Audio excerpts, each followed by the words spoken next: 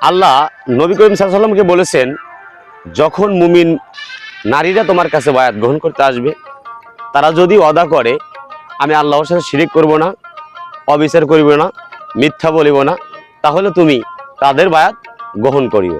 সূরা মুমতাহিনা আয়াত 60 এবং 12। বায়াত শুধু পুরুষের জন্য নয়, নারীদের জন্যও এটা ছিল। এটাই প্রমাণ করে যে বায়াত হচ্ছে ঈমানের একটি অপরিহার্য প্রতিজ্ঞা। আজই বায়াত গ্রহণ করুন, গুনাহ থেকে বাঁচুন, আল্লাহর সন্তুষ্ট অর্জন করুন।